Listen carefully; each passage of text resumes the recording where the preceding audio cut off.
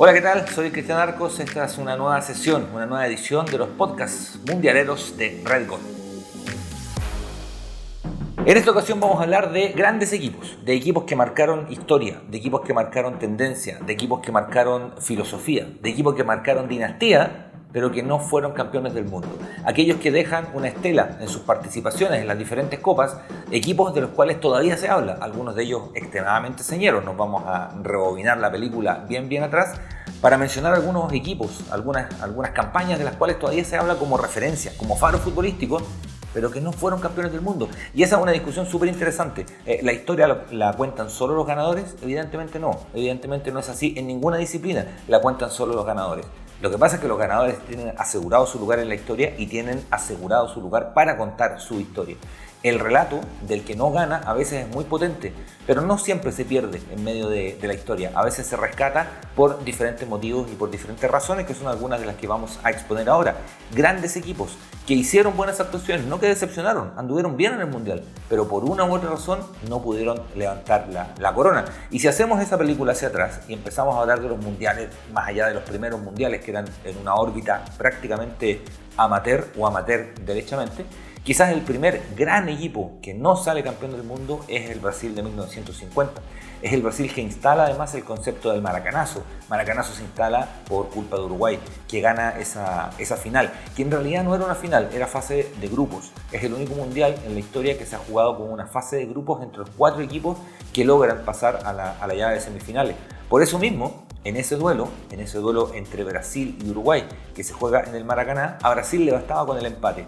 Ese equipo brasileño había dado un concierto y espectáculo durante toda la Copa del Mundo, había barrido con todos sus rivales, no registraba ni siquiera un empate, había ganado todos los partidos por una diferencia de gol importante, con Ademir como gran figura, había anotado 8 goles a lo largo del campeonato, con Friaca, su compañero de ataque, que había anotado 5 goles también, y que partió anotando el 1-0 en ese duelo final, en ese duelo de desenlace, mejor dicho. Es decir, Brasil todavía era campeón del mundo, lo ganaba 1-0, lo empata Schiaffino y con ese empate Brasil todavía era campeón del mundo, y Alcides Gigia a 6 del final anota el 2-1 que le permite a Uruguay ser campeón del mundo, inscribir su nombre en la historia del maracanazo, construir una verdadera leyenda de la cual hablan todavía no solo los uruguayos, sino que a nivel mundial, y dar la primera gran sorpresa en una Copa del Mundo. Brasil, 1950, ese equipo brasileño podríamos considerarlo el primer gran equipo que llama la atención en una Copa del Mundo, que probablemente sea el que mejor jugaba en ese mundial, pero que pierde, ¿no? Y se queda con el subcampeonato, que evidentemente es una gran frustración. La historia de Hungría del 54 es muy especial porque Hungría nunca ha sido una gran potencia futbolística, a excepción de esa gran generación de jugadores. Una generación de jugadores que tuvo resultados históricos, como haberle hecho 6 goles a Inglaterra en Wembley, por ejemplo, que venía de ganar los Juegos Olímpicos. Hoy día los Juegos Olímpicos no tienen tanto peso en el recuerdo de la bitácora del fútbol, ¿no? Los mundiales se llevan evidentemente todo el protagonismo. Todavía se juega la medalla de oro en el Mundial y en los Olímpicos, y no es poca cosa. Pero hasta la década del 50 era sumamente importante ser campeón olímpico. Y Hungría había sido campeón olímpico en 1952 en los Juegos de Helsinki. Entonces el equipo húngaro, el equipo de esa generación extraordinaria, encabezado por Ferenc Puskás, por Kocsis, por Szibor, por Gossip, por Brozic, era un equipo fabuloso. Era por lejos el mejor equipo de Europa. Y llega al Mundial con el cartel de favorito. Y muchas veces, como vamos a revisar, el cartel de favorito termina siendo una mochila extremadamente pesada que hay equipos que no pueden sostener. Hungría lo sostuvo hasta la final y lo sostuvo con holgura, ¿no? Con holgura. En la primera fase, el equipo húngaro, el equipo divino como era conocido, le gana a Japón por 9-0. Primera participación de Japón en una Copa del Mundo, y en el primer partido del Mundial le hace 9 Hungría. El segundo partido de Hungría es contra Alemania Federal, equipo con el que va a perder la final semanas después, y le gana 8-3. O sea, le saca una distancia futbolística enorme. 17 goles en 2 partidos había anotado Hungría. El último partido de la fase no se juega. Tenía que jugar contra Turquía. Turquía estaba totalmente eliminado. Hungría ya había ganado el grupo, y en cosas que hoy día no se pueden hacer, se decidió que el último partido no se jugara. Así que tuvo que medirse en cuartos de final contra Brasil. Brasil, que era un equipo que venía de ser subcampeón del mundo, le metió 4 a Brasil. Le gana 4-2. Y después en semifinales juega contra Uruguay, que venía de ser campeón del mundo, y también le mete 4. Es decir, Hungría al campeón y subcampeón del torneo anterior le metió 8 goles. 4 a cada uno, en dosis además pareja. Evidentemente, cuando llega a la final era el gran favorito. Había sido el gran favorito desde que empezó el Mundial. Era el gran favorito desde 2 años antes que se jugara el Mundial. Enfrentaba a un equipo con el que ya había jugado y le había metido 8. Y agrego un elemento más. En el primer tiempo, antes de los 25 minutos, Hungría ya ganaba 2-0. No tenía cómo perder. No tenía cómo perder, sin embargo, lo perdió. Alemania da vuelta al partido, en el que es conocido como el milagro de Berna, y le gana por 3-2, consiguiendo a Alemania su primera Copa del Mundo en aquel tiempo, geopolíticamente hablando, representando a la Alemania federal.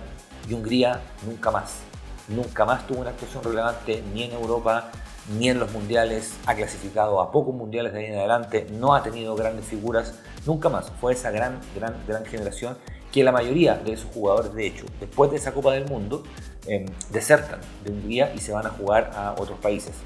Ferenc Puskás, por ejemplo, Kovala, Sibor, Kochis se van a jugar, que son las grandes figuras de ese equipo, se van a jugar a España, Barcelona y Real Madrid respectivamente, y el fútbol de Hungría nunca más pudo ni siquiera acercarse a los laureles de ese equipo, que hasta hoy es recordado y que no fue campeón del mundo. Después vamos a los siguientes mundiales, donde el favoritismo de Brasil sí se hizo patente en el título, 58 y 62, que es la última vez que hay campeón consecutivo en los mundiales.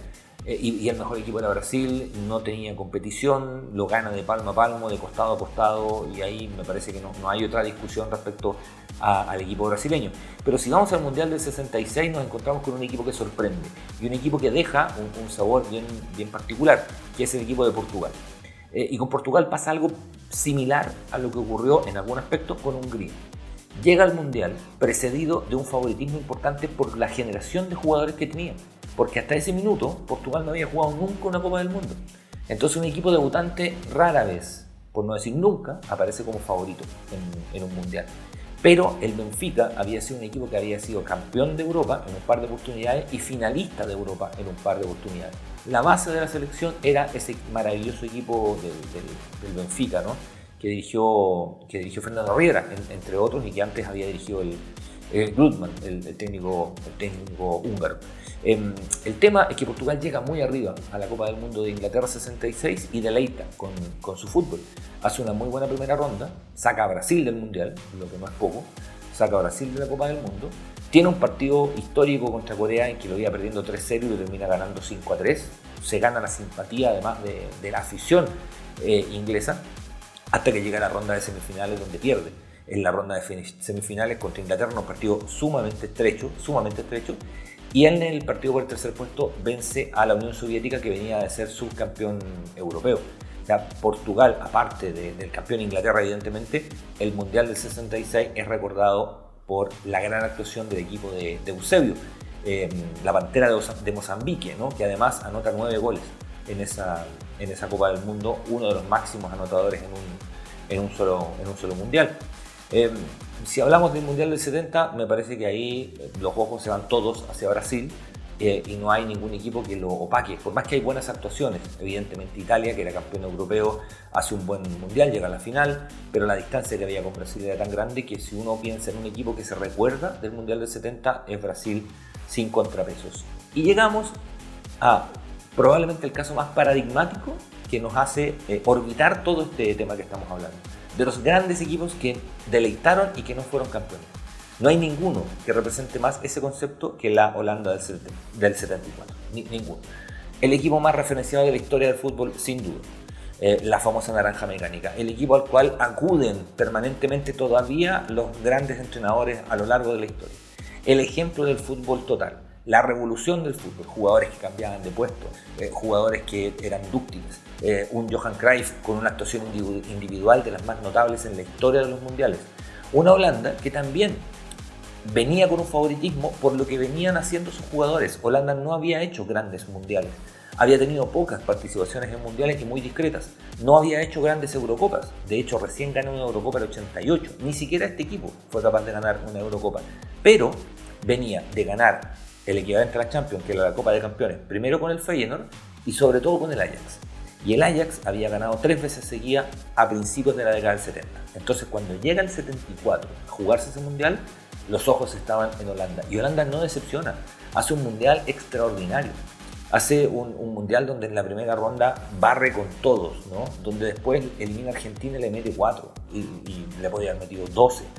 Donde, insisto, hay una revolución futbolística en el equipo de Rinus Michel en que la gente, el aficionado, pero también quienes jugaban al fútbol veían algo que no habían visto nunca. O sea, un equipo con una capacidad ofensiva importante, con una estrategia táctica asombrosa, un equipo donde los jugadores cambiaban de puesto. El volante central de pronto se iba a jugar de lateral derecho, el lateral derecho parecía como puntero, el puntero se volvía a ser un extremo, el extremo se convertía en lateral. Era una cosa a lo largo del partido con la batuta, ¿no? En términos metafóricos, de un Johan Cruyff absolutamente inspirado. Es el equipo que referencian todos en el mundo. Y ese equipo perdió. Llega a la final, la pierde. Llega a la final y la empieza ganando al minuto de juego. Es el gol más rápido en la historia de las finales. Al minuto de juego, lo que representa un poco cómo juega Holanda, el equipo holandés parte, tocan la pelota, 8 jugadores tocan la pelota, entran al área y hay penal. Alemania le comete un penal a Holanda sin que un solo futbolista alemán tocara la pelota. No tocó la pelota ningún jugador alemán hasta que Neskens anota el gol desde los 12 pasos. O sea, Holanda, que venía de favorito, que había hecho el Mundial, que era lejos el equipo que mejor jugaba, empezó el Mundial ganando 1-0, empezó la final ganando 1-0 al minuto de juego. Y Alemania lo dio vuelta. Y Alemania lo da vuelta con un equipo fabuloso también, con un equipo que venía de ser campeón de Europa el 72, con Sepp Maier al arco, con Beckenbauer, con Bertie Fox de lateral derecho, con Gerd Müller como gran artillero y goleador, en fin, un equipo colosal. No pierde contra cualquier equipo Holanda, pierde contra un equipo extraordinario. Pero si uno hiciera una encuesta, es probable que más gente le suene, le recuerde o haga referencia a la naranja mecánica más que a cualquier otro equipo del Mundial de Alemania 74. Y probablemente sea el equipo más referenciado en la historia del fútbol mundial, quizás con el Brasil 70, ¿no? En términos tácticos y estratégicos.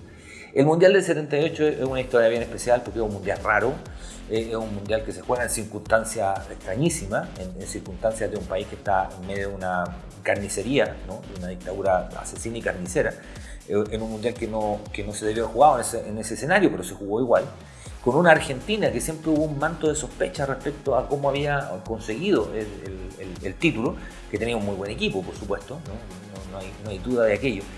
Había un equipo que asombró muchísimo en las rondas iniciales, que ya venía avisando desde el Mundial del 70, que era la selección peruana.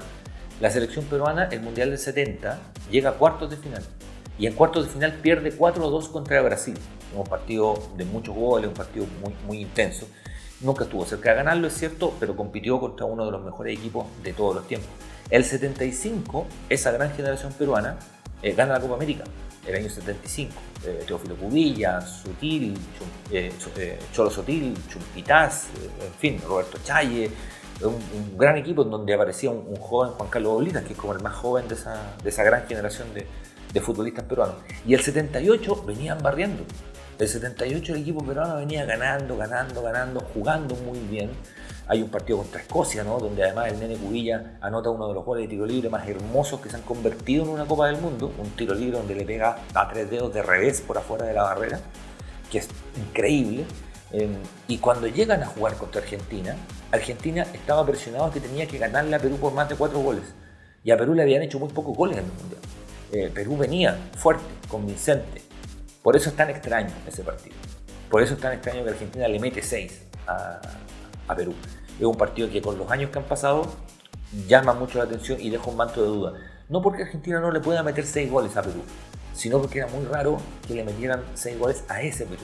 A ese Perú que venía bien, que era una gran generación de jugadores y que en esta misma Copa había mostrado actuaciones importantes. Es un equipo que también marca. Como en 1982, el gran equipo. Ahora, a ver, si uno dice que Brasil es favorito para los mundiales, no está diciendo nada nuevo porque Brasil es favorito en todos los mundiales, ¿ya?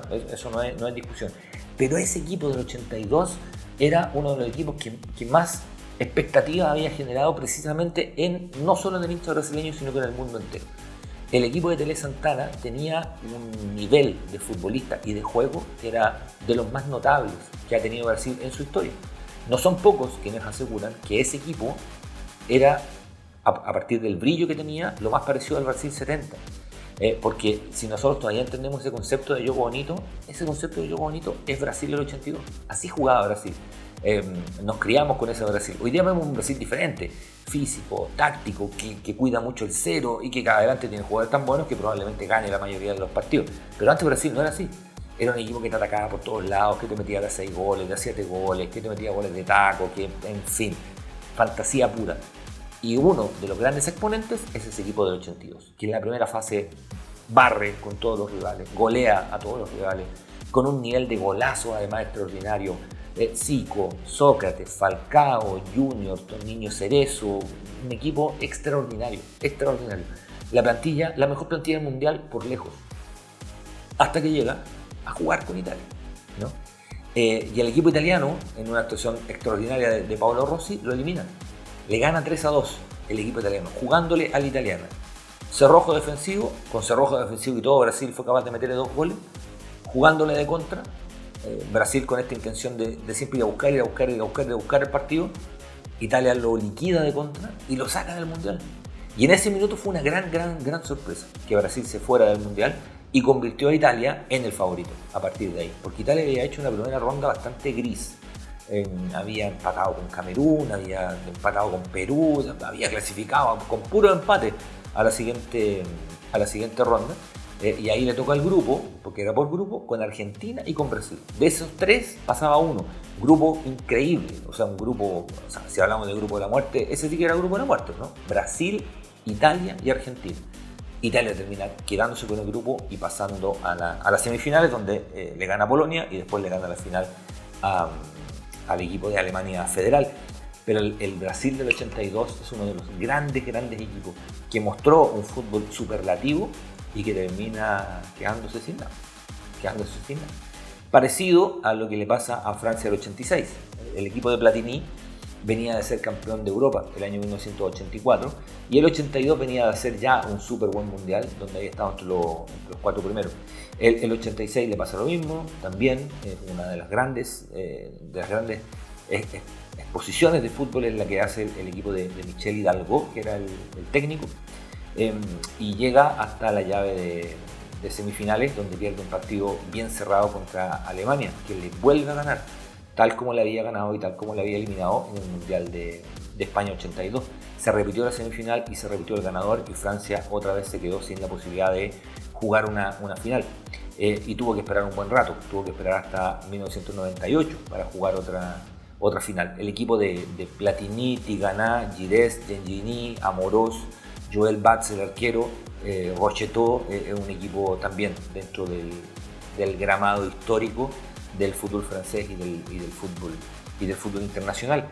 Y otro equipo que queríamos destacar y que este caso es bien especial porque había hecho una gran primera ronda y que parecía que venía muy bien, que era Argentina en 1994, ¿no? Venía muy bien por varias razones. Argentina había ganado la Copa América del 91 acá en Chile. Argentina había ganado la Copa América del 93 en Ecuador. Tenía a Maradona de vuelta en la selección el 94. Y el equipo había arrancado muy bien en los primeros partidos.